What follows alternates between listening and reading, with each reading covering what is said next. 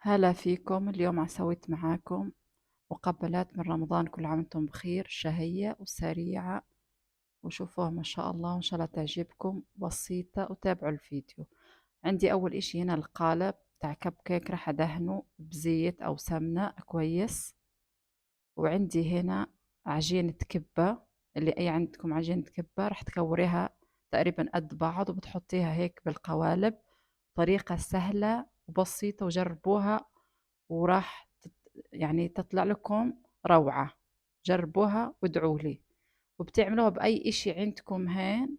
وإذا حسيتوا ناقص بتزودوا شوية عجينة.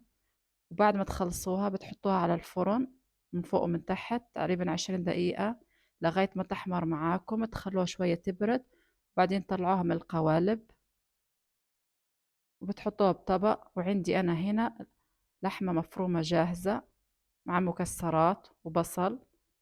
راح أعبيها بهاي الطريقة، ولا تقعدي تحشي ولا تعملي أي إشي. هاي الطريقة بتعملي قديش ما بدك كمية وتزينها قد ما بدك. هنا زينتها بالرمان، وانت تزينها بمقدونس بأي إشي بدك إياه. شوفوا ما شاء الله وروعة، وجربيها. وعندي هنا دبس الرمان شوية هيك بسيطة، تطلع لك ولا أحلى. وجربوها وإن شاء الله تعجبكم مقبلات رمضان. كل عام وانتم بخير وبصحة وعافية. لا تنسوا أي حدا جربها يكتب لي بالتعليق، وتنسوا لايك للفيديو، وإذا اشترك بالقناة إذا مش مشتركين. والله معكم، مع السلامة.